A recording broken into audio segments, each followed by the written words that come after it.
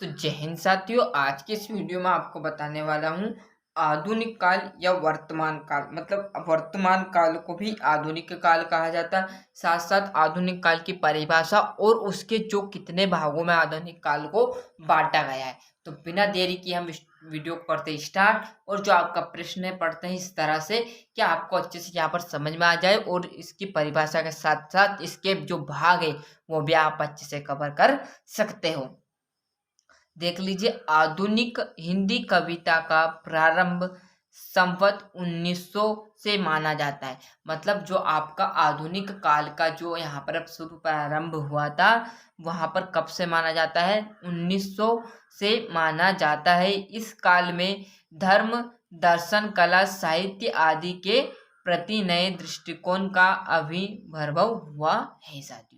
तो यहाँ पर देख लीजिए, जो आपका आधुनिक जो काल है या वर्तमान काल है ये कब से माना गया है? ये 1900 से माना जा रहा है। इसका प्रारंभ जो हुआ था 1900 से हुआ था। इस काल में किस किस का वर्णन किया गया? धर्म, दर्शन, कला, साहित्य, 4 से 5 चीजें आपकी क्या? धर्म, दर्शन, कला और साहित्य। दर्शन, साहित्य आदि के प्रति नए दृष्टिकोण का अभिनय। मतलब जो नए दृष्टिकोण, नए तरीके से यहाँ पर इनका उपयोग किया गया। यही इसकी परिभाषा है। इसके भाग देखते हैं। एक बार पूरी परिभाषा और रिपीट करा दूं। इस चैनल का उद्देश्य यही है कि भैया आपको यहाँ पर आए तो आप स्क्रीनशॉट लेके ना जाए, उसके बढ़िया आप यहाँ पर 2 मिनट में आपका यहाँ पर जो प्रश्न है वो याद ही करके जाए। मतलब यहीं पर आपको याद करा दूं, यही इस चैनल का उद्देश्य है। इस चैनल पर आए हो तो यहाँ से परीक्षा के लायक कुछ ना कुछ ऐसी चीज़ें जो सीख के जाए जिससे आपको कभी ना कभी हमारे द्वारा मदद मिले। क्लियर साथियों? तो पूरा देख लीजिए। आधुनिक हिंदी कविता का प्रारंभ संवत कब से हुआ था? 1900 से माना जाता है। इस काल में किस किस का उपयोग किया गया था? धर्म, दर्शन, कला और साहित्य आदि के प्रति नए दृष्टिकोण दर्शाए गए हैं या आविर्भाव हुआ है। देख लीजिए, अगले प्रश्न रहने वाला है इसी में, आधुनिक काल को निम्नलिखित भागों में बांटा गया। इससे आपको प्रश्न पूछ लेगा कि आधुनिक काल को कितने भागों में बांटा गया। तो आपको वहां पर परीक्षा में इस तरह से लिखना है जिस तरह से मैं आपको बता रहा हूँ। आधुनिक काल को निम्नलिखित भागों में बांटा गया है। थोड़ा सा बिलर मार रहा साथियों।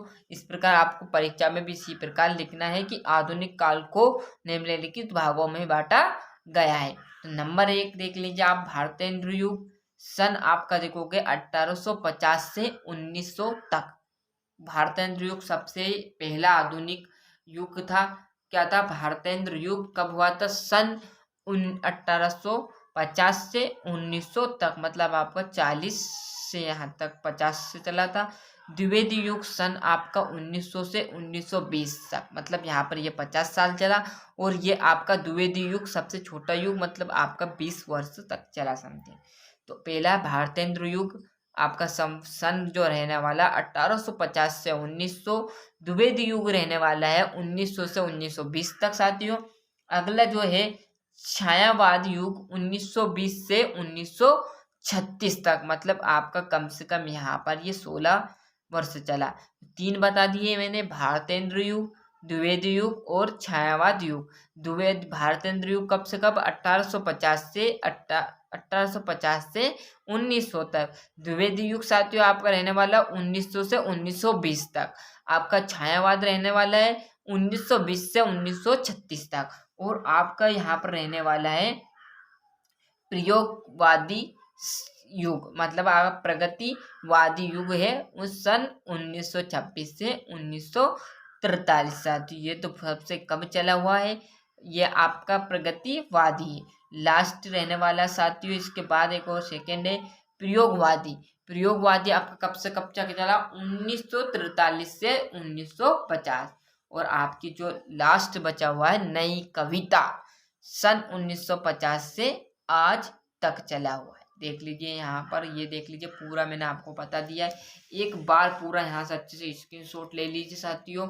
ये आधुनिक काल की यहाँ पर परिभाषा, कितने भागों में बांटा गया है ये आपको मैंने बताया अच्छे से। और चैनल पर नए हो तो सब्सक्राइब कर लीजिए, साथ ही साथ नोटिफिकेशन ऑन करते चलिएगा।